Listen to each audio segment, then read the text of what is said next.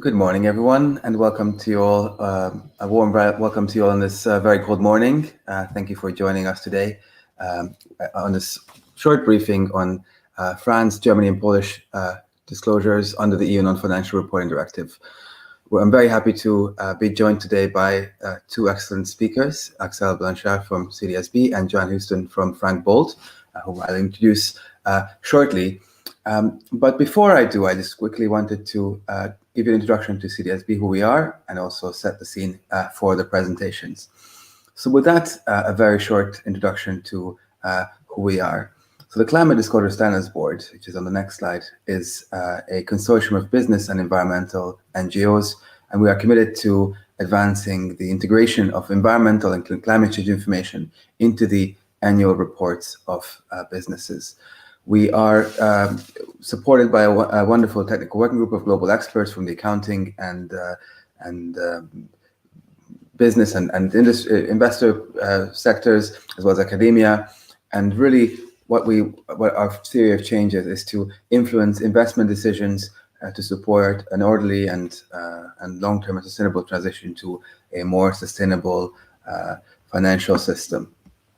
We do this primarily by providing a framework, the CDSB framework, to help businesses with integrating their environmental information into their annual reports, which has two elements: a set of principles which help you with how to integrate this information, and a set of requirements which help you with what to integrate into your annual report based on widely used frameworks and standards such as CDP, GRI, and others. So with that in mind, what we wanted to focus on is to pick out 3 countries across Europe and do a bit of a deep dive on how they are doing in their implementation of the Non-Financial Reporting Directive, and also to understand their implementation, the current state of implementation of the Task Force on Climate-Related Financial Disclosures recommendations, and see where things go.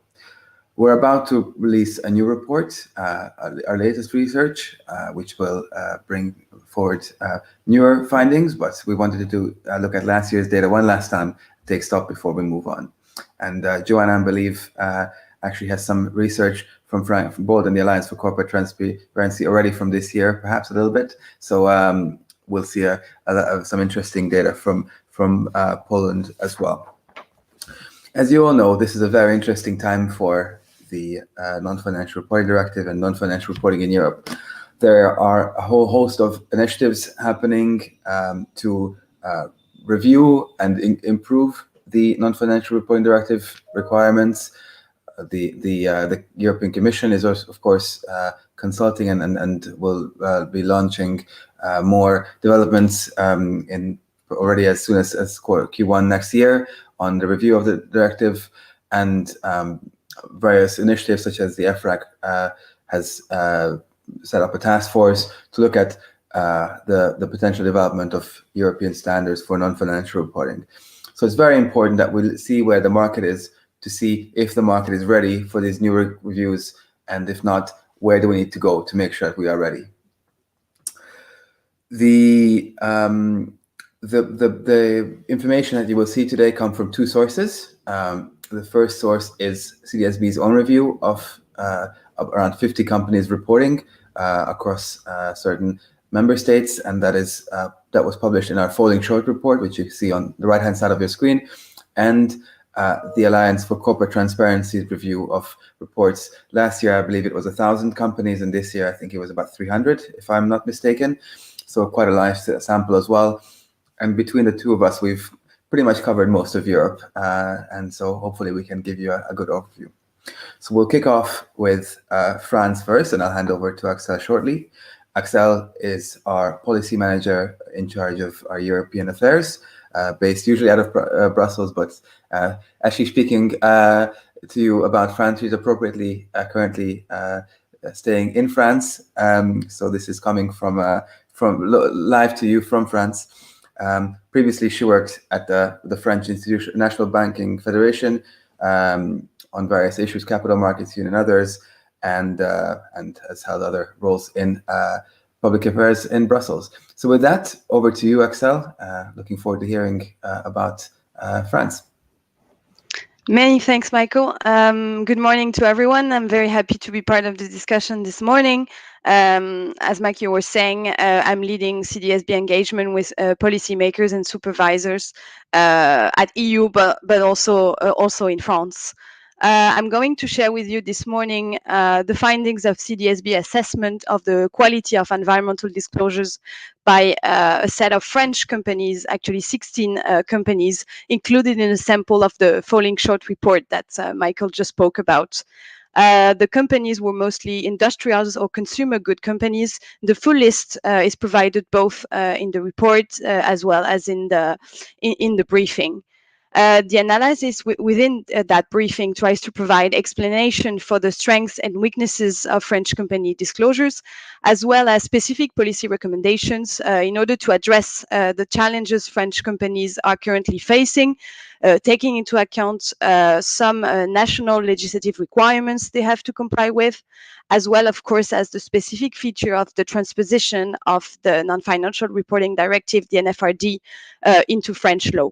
I'll now present some of the briefing findings before introducing some key policy recommendations, which aim to address, as I was saying, implementation challenges at French level, but also for all EU companies for that matter.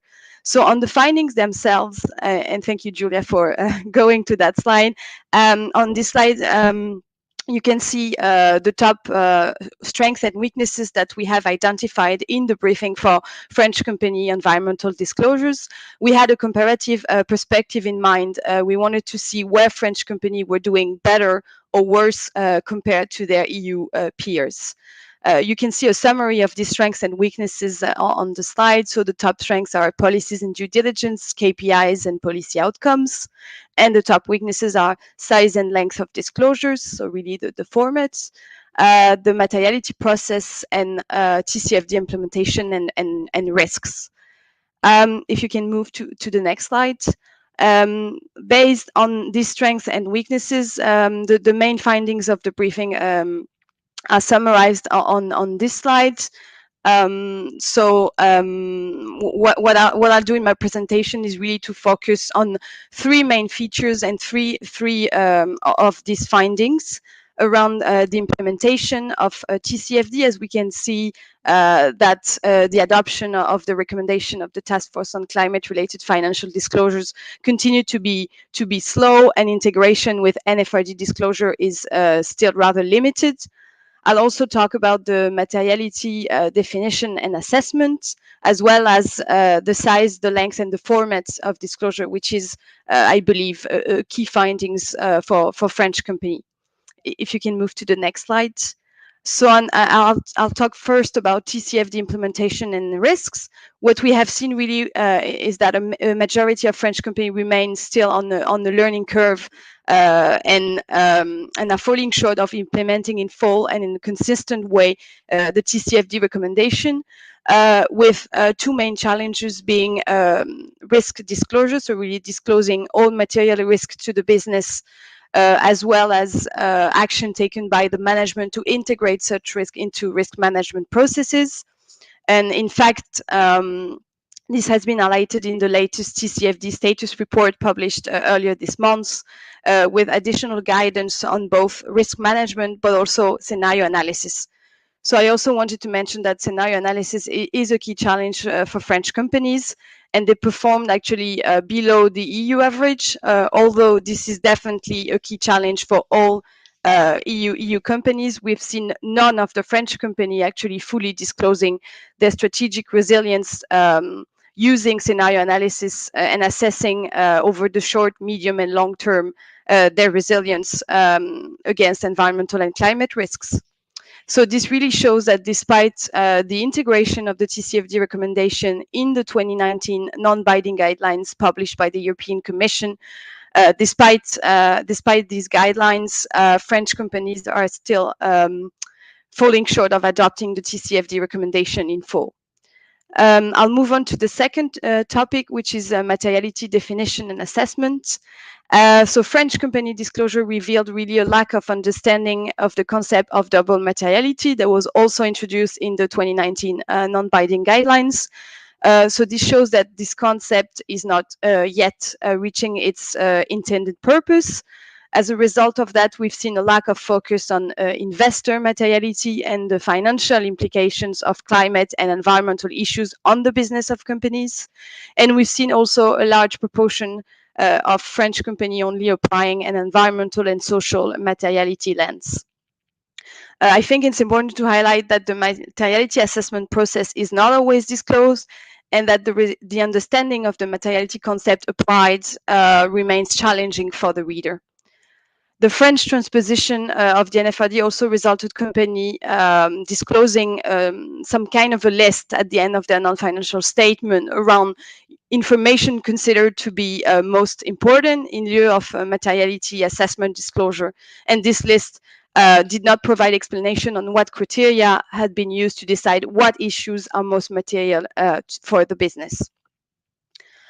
I'll move on to the next slide.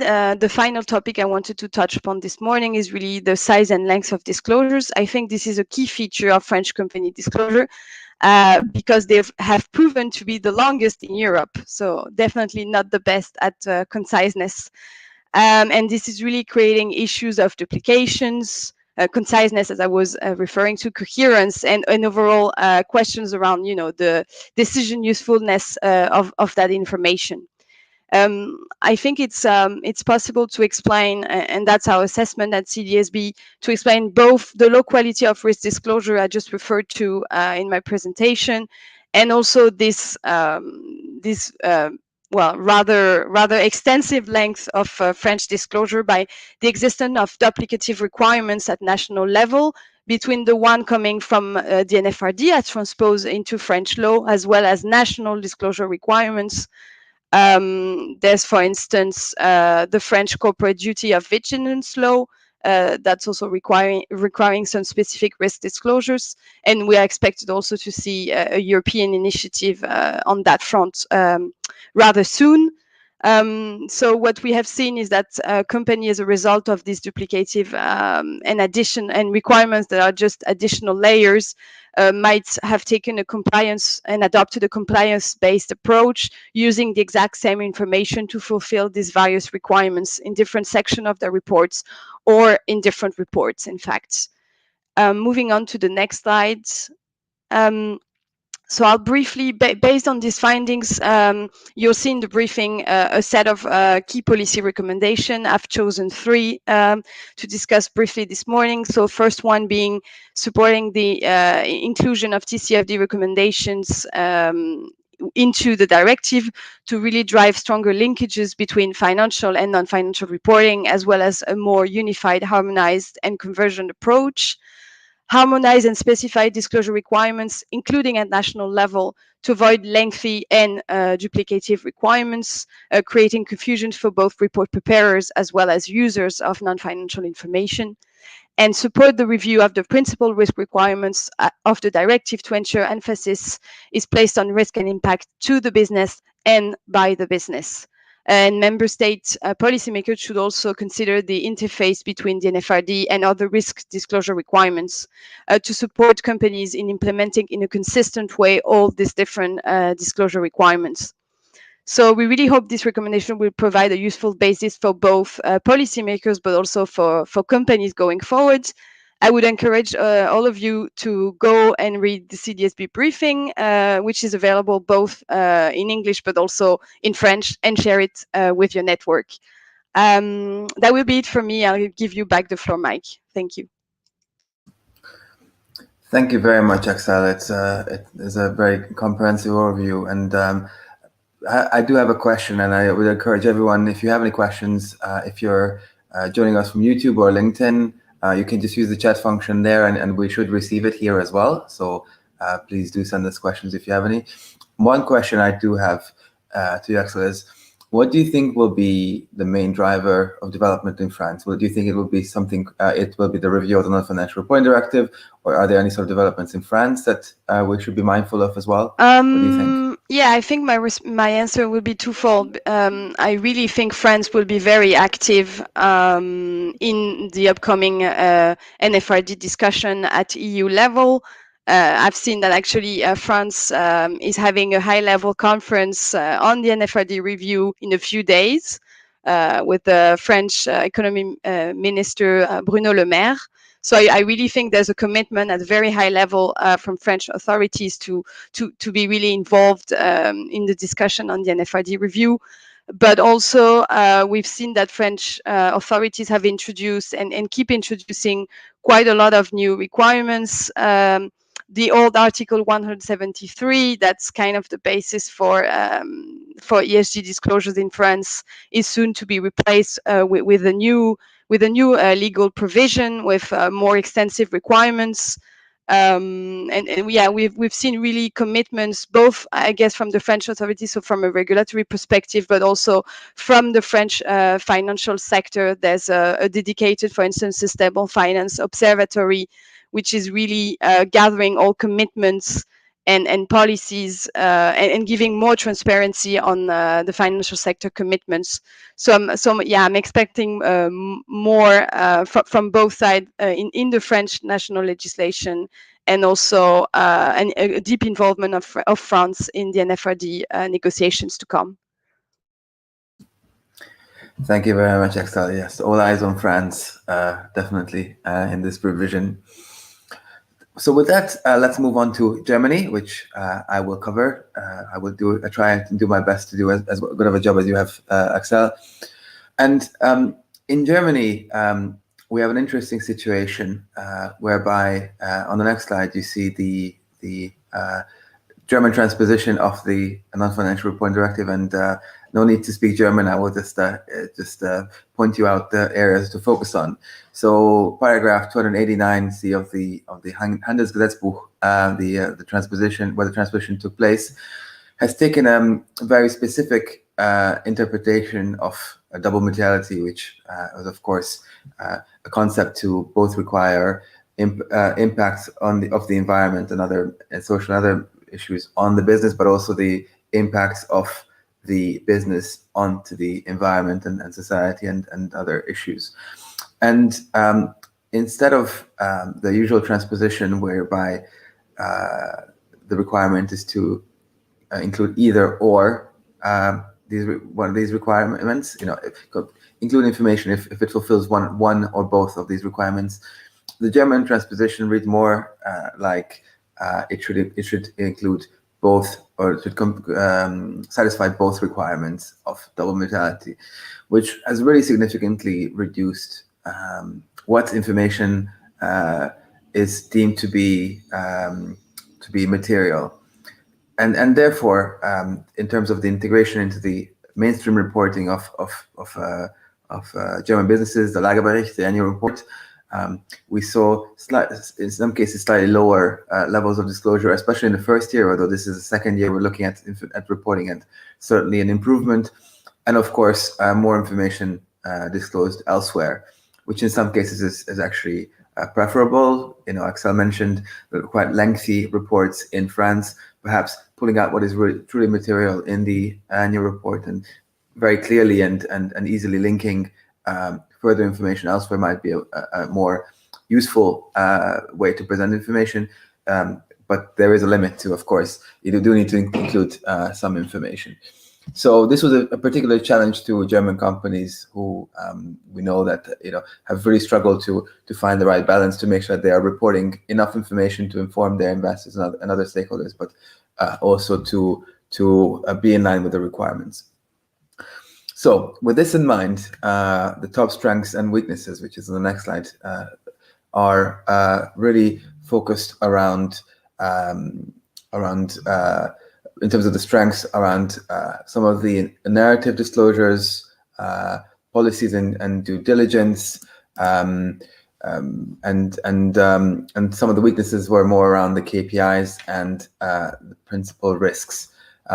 Overall, the sample was slightly better than other regions, other countries we have assessed in Europe, but relatively on par. So they were definitely a good sample to reflect sort of practice within the sample we have assessed.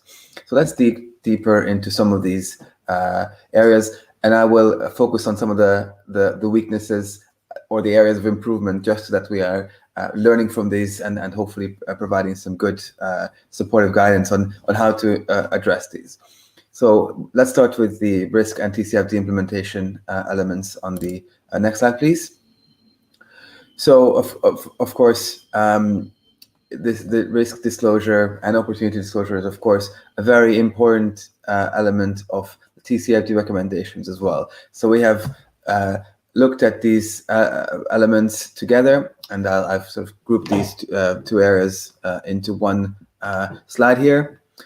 In terms of governance disclosure, we see disclosures in Germany relatively on par with the EU average around board and management responsibilities as well. In terms of strategy, we really haven't found any adequate disclosures in Germany compared to the relatively low EU average of 14% that we have found as well. But that's certainly an area of improvement. Its strategy is a challenging area. Assessing, for example, in the TCFD context, how resilient your strategy is against potential risks of climate change is a deep exercise that takes a lot of resources and thinking, but it's a very worthwhile exercise to ensure that your strategy is in fact resilient in the long term. Zooming in to risk management, we found below average disclosures on physical risk. Of course, very important areas. Perhaps this might also relate to some of the operations of the businesses operating in Germany, whether they're located in Germany or more globally. An issue we did find in terms of the details are the lack of adequate disclosures around what the time horizons that these risks were assessed against. And this is a general issue that we see with disclosures. If we see that some risk is a short-term risk, for example, that might mean a year to some company, that might mean 3 years to a company, and as you sort of lengthen the time horizons, it becomes less clear. So being clear and clearly stating what you mean by your various time horizons is a very helpful tip to make sure that your reader really understands your reporting. One positive element is that we found better than average disclosure around management of risks, and that is perhaps one of the most important elements of risk management disclosure. Beyond just disclosing the risks, it is important to explain what the business is doing to manage these risks, to address them, so that that those risks do not materialize.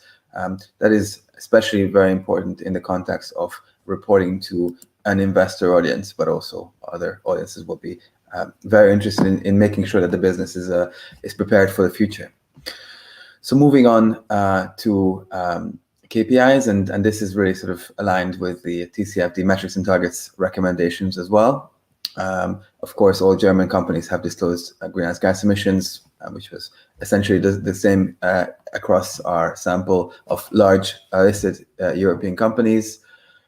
Strengths were around energy, or KPIs around energy, but also financial related KPIs, which is certainly a very important tool for, again, an investor audience, but also sort of in a clear description of what these risks might mean to sort of financial performance. It's a very interesting and evolving area of disclosure.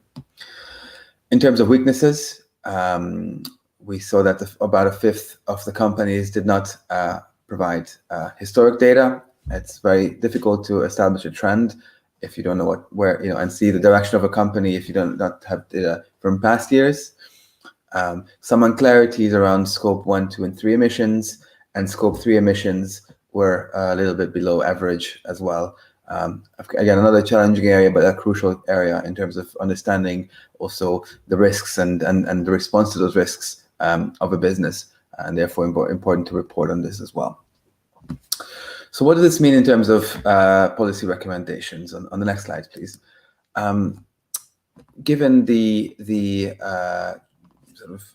transposition of the Non-Financial Reporting Directive's requirements, it's important to reassess this transposition especially as we now are in front of the next review of the Non-Financial Reporting Directive. Perhaps this presents an opportunity to address this issue, to tweak, to make sure that materiality definitions are clarified and in line with sort of the EU direction of travel. Germany has been active in the TCFD reporting debate, but there is still a lot more that can be done. And so it would be beneficial also from a harmonization perspective to ensure that Germany supports the TCFD's recommendations when it comes to including them in the Non-Financial Reporting Directive. And in terms of principal risk, where we have seen some sort of shortfalls, I think Axelle mentioned this for France as well, making sure that this is reviewed and incorporates more clearly the impact of climate and other environmental and social issues on the business. So this is a very short overview of our findings on Germany. And just to repeat what Axelle already mentioned, we have produced a set of briefing notes for each of the countries that we have presented today, which you can download at cdsb.net/fallingshort, which you can see on your screen. We hope you find these useful. They do include policy recommendations as well for further improvement. And the third, so we've produced a France briefing, a Germany briefing, and a third briefing that we have produced was actually based on Poland. And in that case, we have used the research and findings of the Alliance for Corporate Transparency, of which we are a proud member.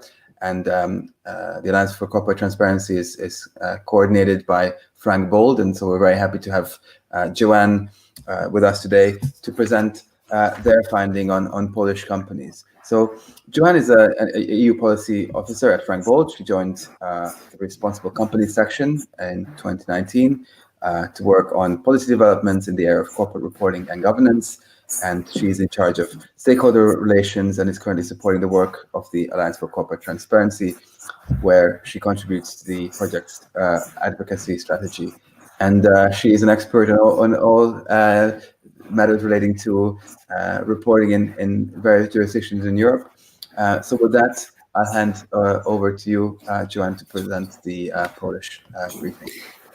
Thank you very much, Michael, and thank you very much for the previous presentations, which were excellent. Thank you.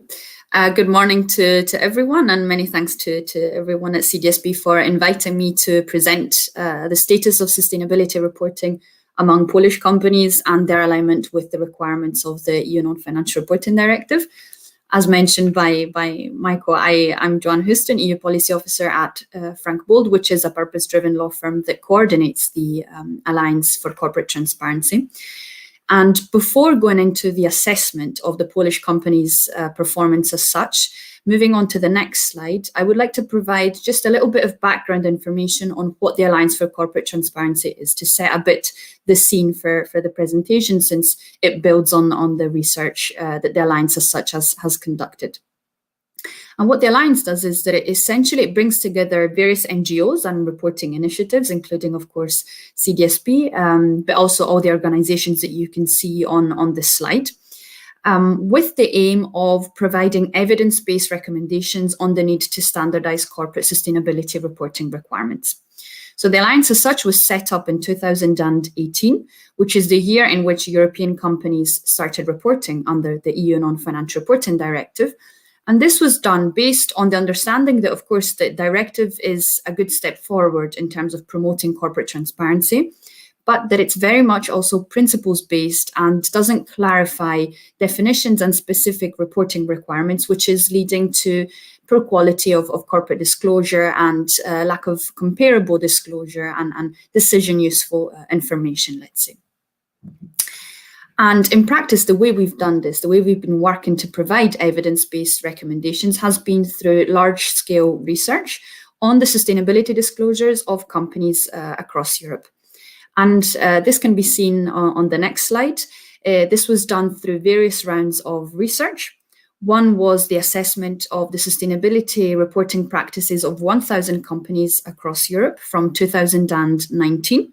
And here we assessed not only the environmental, but also the social and governance related disclosures of companies included in the study. And more recently, we just published mid-November a further study on the disclosures of 300 companies from Central, Eastern and Southern Europe. And this time we focus specifically on climate-related disclosures, as well as a few more environmental matters. But what's important to highlight is that in both cases, the results have pointed at weaknesses in and gaps, let's say, in how companies disclose information on their social and environmental impacts and risks, which ultimately highlights the need to standardize reporting requirements by means of legislation. And moving on to the next slide, you can just see very quickly the difference, let's say, in the scope of these two studies. And you can see, based on the color coding, the darker colors highlight where most of the companies were included in each round of research. And what's important to know for the purpose of today's presentation is that approximately 70 companies were included in each round of consultation from Poland. So we have quite a strong presence of Polish companies in both assessments. And of course, the proportion is higher in the 2020 research, since we had 300 companies in that, as opposed to the 1,000 in 2019. And moving on to the next slide and moving towards the actual presentation of the results regarding Poland, what I'll do today is to focus on let's say, the insights provided by CDSB's country briefing and assessment, which is very much aligned with the numbers and the research of the Alliance for Corporate Transparency from 2019. And I will then move on to very briefly also looking into some of the results from our research from 2020, to try and give us a bit of a sense of, have there been any changes and have there been any improvements, let's see. And with the next slide, I think we can start looking at the actual content of how companies in Poland are performing with regards to the requirements of the EU Non-Financial Reporting Directive. And here, as highlighted in CDSB's country briefing, we have an overview of some of the strengths and the weaknesses. And broadly speaking, the results reveal that overall, the compliance of Polish companies with the requirements of the directive is below average compared to the rest of the EU. And one important strength that you can see here is that, let's say, is accessibility and traceability of information. So it means in the vast majority of cases, Polish companies perform above average compared to other European counterparts, which, however, wasn't the case when we focused on other criteria, which you can see outlined in the second part of this slide. And more specifically, when we looked, for example, at policies or risk management, but also climate-related risks and targets, as well as governance. These were, let's say, the areas of major weakness for Polish companies, which is also, I'd like to put this in the context of, let's say, the high exposure to risk of the Polish companies based on their economic activity. So I think this puts the results into perspective a little bit as well. And specific examples and numbers can be seen when moving on to the next slide, where you can see that Polish companies report on climate change policies and outcomes of climate change policies to a lesser extent compared to other companies elsewhere in Europe. And if we look, for example, at the policies, you can see how nearly half of the Polish companies failed to disclose this type of information, so 45.3%. And then only a small fraction of those that did report this type of information did so in a specific way. And the numbers fall further when we look at, let's say, outcomes of policies. Very few companies disclose them in a detailed and logical manner. For example, showcasing clarity over progress against policy commitments, or providing quantitative and qualitative information that gives a reader an indication of the performance against climate-related issues. So only 1.4% did so in a very specific manner. And the reason why this finding is important, and it's very clearly explained in the CDSB country briefing, is that reporting on outcomes of policies enables stakeholders and investors, among those, to understand how companies are progressing against their policies and their objectives, and whether they're aligning their activities with, let's say, statements of ambition that the companies themselves have. And overall here, I've focused on climate specifically, but also for biodiversity, for example, there were weaknesses in terms of reporting, but also other environmental issues, which you can see also in the Alliance research. And moving on to the next slide, as highlighted earlier, in addition to gaps in terms of reporting on policies, one of the weaknesses amongst Polish companies emerged when looking at specific, let's say, risk-related disclosures, which is why I'd like to focus a little bit on TCFD recommendations. And here we see that the gaps, let's say, are in different areas of the TCFD recommendations and their implementation. So few companies, for example, provided governance-related disclosures in terms of how sustainability is integrated at board level. You see a 6.3%. But also there was no Polish company that provided adequate disclosure on strategic resilience using scenario analysis, as highlighted by Michael. I think that was also a problem in Germany. So we see a comparison in this sense against the EU average of 5.9%. And similarly, very few companies were detailed about risks. Again, no adequate disclosure in terms of time horizons and in assessing physical risks. There was slightly better results with regards to management actions. But again, we have weaknesses when we focus on metrics and targets. And also, for example, the integration of KPIs in executive remuneration. There was very little information on that. And this, as I mentioned, has focused, until now we focused on the results assessed in the CDSB country briefing and our first round of research in 2019. But if we move on to the next slide, I think it could be of interest to just check whether there's been any changes as emerged from our latest research, our 2020 research. Which, as I mentioned earlier, focuses on 300 companies and more specifically on climate and environmental disclosures from Central, Eastern and Southern Europe. And overall, I'd say that the key message is that the weaknesses mentioned so far persist. So there's no major difference, let's say, or the results still highlight a need to focus on improvements, let's say.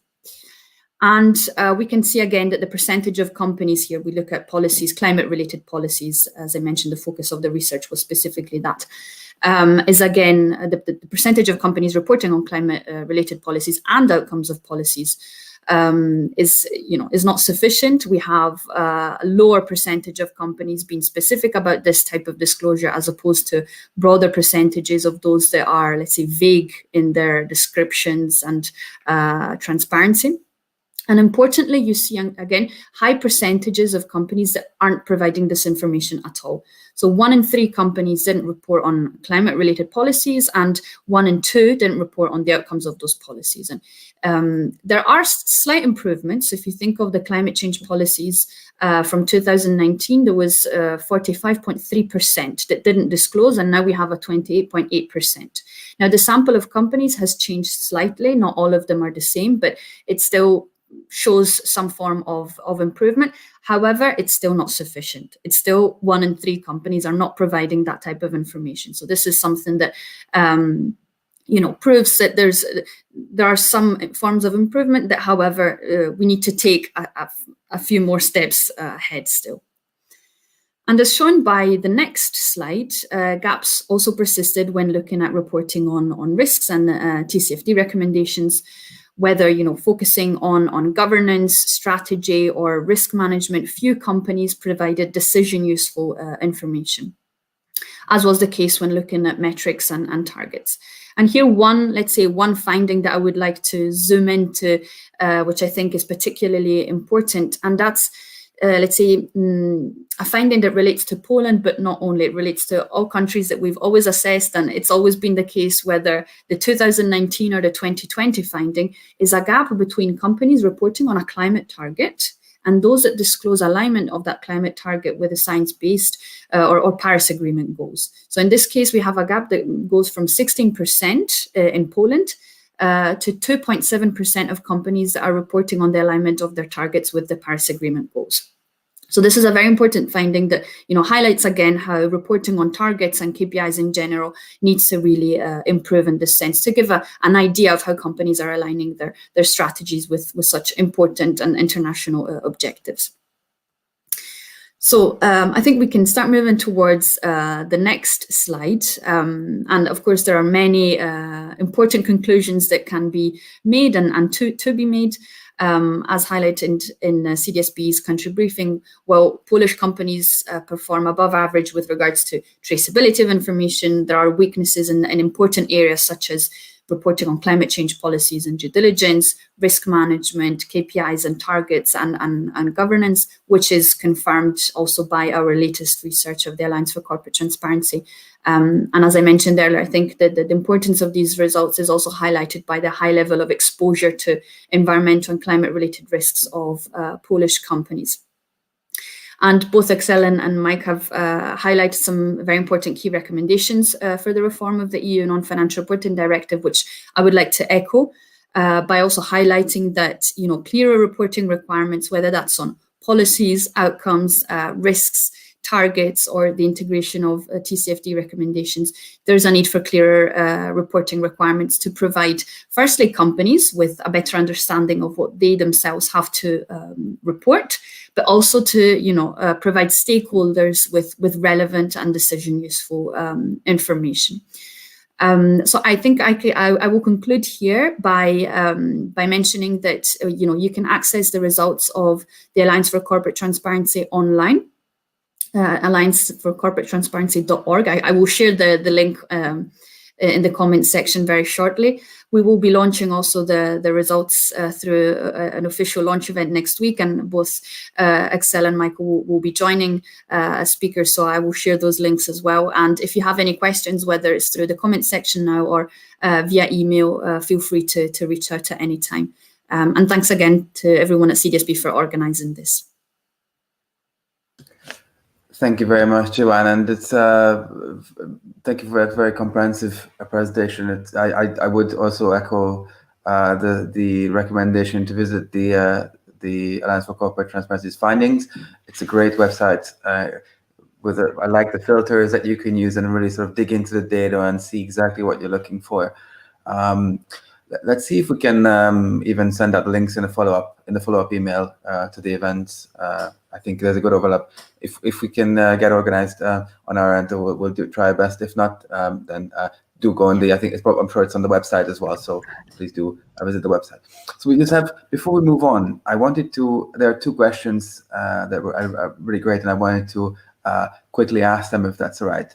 The first one is from Aurélie. Hi, Aurélie, how are you doing? Nice to see you again, or hear you again. And this is, I guess, to Axelle. Why only 13% of French companies applied a double materiality perspective, while France is supposedly in advance with regards to reporting on environmental information and risk? Very good question. It's very much on point, because definitely materiality will be a key topic of the upcoming NFRD review. So thanks very much, Aurélie, for your question. What you can see here, I guess, is also a difference between what's in the legislation, and for now, double materiality is not defined in the NFRD itself, but in the non-binding guidelines. And I think I have highlighted, that what's in the guidelines might not be yet implemented by all the companies. So there's a slight difference between what's required in these guidelines and the practice of companies at this stage. And I guess that's very much what both CDSBs and the Alliance for Corporate Research are there for, to showcase where companies are about, what are the challenges they are facing, and where they are still on the learning curve. So I guess to answer your question, I think definitely France is leading the way, but the state of play shows that French companies have still to progress in the implementation of double materiality. Also because double materiality needs to be embedded more clearly and defined consistently in the NFRD.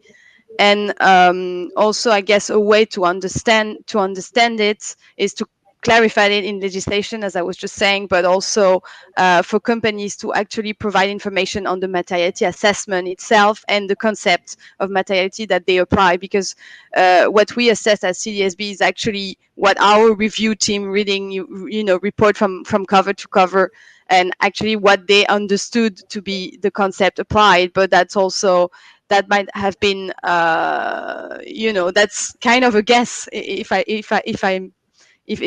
we are realistic, because sometimes and quite often companies are not saying I'm applying really double materiality, or this is what I consider material from a financial materiality perspective, or from an environmental and social perspective. So I hope I answered your question. Thank you very much for that. I think it's often difficult to see what materiality is applied, and it's sort of, if you imagine yourself as a reader, you sort of need to guess, did they include all the information, or are they holding back? That's of course a bit of a cynical perspective, but you want to have the trust that the information that needs to be there is there. Another question by email. We're getting so many great questions, and Joanne, I think this might be actually the answer might be, it's on the Alliance for Corporate Transparency's website. But do you have any documentation links on scope 1, 2, and 3? Do you have any listing of the GHG methods used across Europe in your Europe sample? Am I right in assuming that is actually one of the categories you've assessed? Yes, exactly. So for the specifics, I think this was quite a technical question that I can follow up on. Since you received it via email, I'll be happy to put in touch with the analysts as well that were very much involved. But we did look at how companies report on scope 1, 2, and 3 emissions. There was issues that emerged there. And one of the challenges that we had as well, for example, was assessing scope 3 emissions. There was, for some companies, it was just, travel related emissions. The definitions were very much, there was very little clarity on the definitions, and little clarity, let's say, on provided by companies on what it is that they were exactly reporting on in that sense. So that was one issue that we had, but I would be definitely happy to follow up with specific details as well on that from a more technical perspective as well. Thank you, Joanne. I think, of course, we've also looked at this, but we haven't published those such a detailed overview as you have. So I think I'd very much recommend copies with your website. Yeah.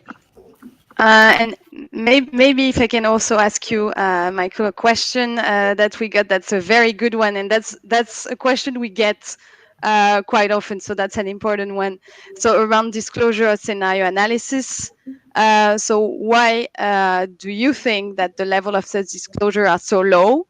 And some companies might not still be ready and have the relevant data to actually do that exercise properly. And there's even a reference to COVID-19 crisis, what might push company to do so. So over to you, Mike.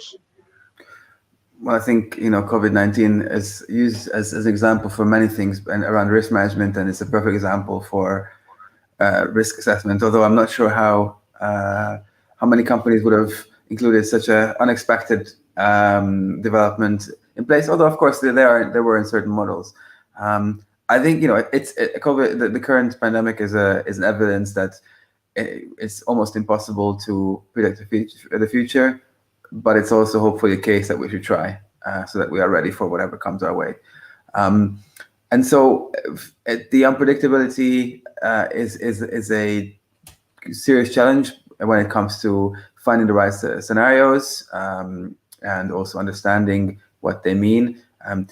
One question we get is, which scenario should I use? And it's almost an impossible question to answer.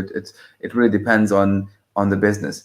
One thing that we did suggest in our TCFD implementation guide that we've published with SASB is to select a range depending on how sort of material climate change is for you. The example we used, for example, an oil and gas company, we used 5 various scenarios. That's sort of probably the most extreme end.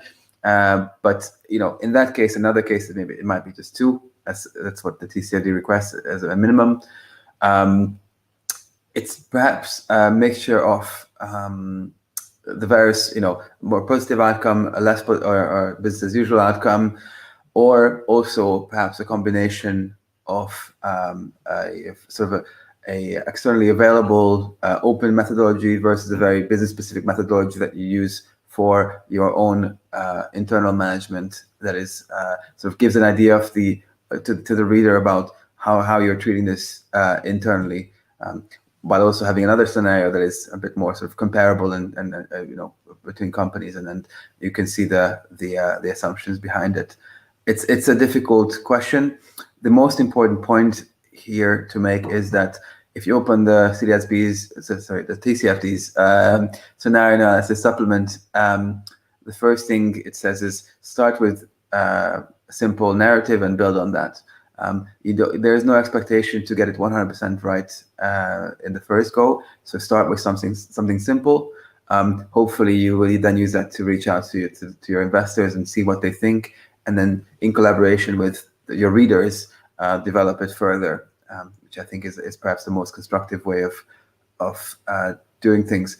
And again, just to reiterate, scenario analysis is not an expectation for you to predict the future. It's about describing how your business might respond to certain potential risks in the future as they might arrive. Okay, great. I don't know if any other questions came up that others want to jump in on. There we might, you know, if something comes up, please do jump in. I'll just quickly finish up a couple of more slides. First of all, I'd like to just reiterate the briefings are available on the CDSB website, and we also have some topic-specific briefings, for example, on the TCFD and risk disclosure. And once again, thank you very much for Frank Bold and the Alliance for Corporate Transparency for allowing us to use their data for our Polish briefing. It was a very detailed and helpful resource to use, and very much encourage everyone to have a look at that data set as well. A few more offerings from our side to support you. Again, as I said, some of these issues are complex, but you're not alone, so to speak. We're very lucky to have been supported by the EU Life Climate Action Programme to convey a 4-year project supporting European businesses and also policymakers in improving non-financial reporting across Europe. And so we're very excited to be offering a free of charge service, which we call the Enhanced Reporting Europe campaign. And really, this is a service to help you understand where you stand in terms of your reporting, and give you an idea of the future travel and the future sort of direction of travel that you might take. We'll not sit down with you and write the report for you, but we will give you an unbiased external view on where is the next most helpful and pragmatic step in terms of your reporting. Through this, you will receive, of course, access to our experts, the technical experts, early invites to workshops and other resources. And for example, if you're interested in the next development in the policy space, you will have access to Axelle and the rest of the team to make sure that you're up to speed on what you need to be aware of. And really, this is just to support you in understanding your next step. We're very excited. We've been enjoying working with European businesses across the continent, and we hope that we can work with some of you going forward as well. And then I think one more thing to flag up, and this is perhaps even more exciting. We are also launching this year's results, our most recent results, on the 7th of December at 11 o'clock Central European Time. We have a great range of speakers: Mayor McGuinness, the new commissioner, Patrick de Camburg from the EFRAG Project Task Force working on the non-financial reporting standards, our managing director Marty McBrien, and very happy to just have added Philip Gregor from Frank Bold, Joanne's colleague, to also add to our research in terms of their findings in Central and Eastern Europe and also Southern Europe. We're very excited to be hosting this event. Expect a lot of great content and some of the latest information and some good speakers. So please do register cdsb.net/NFR2020. The link was on the slide. And so with that, I believe, unless there's anything else, I would like to thank both Joanne and Axelle for your wonderful presentation. We will follow up with some links, and thank you all for listening in. And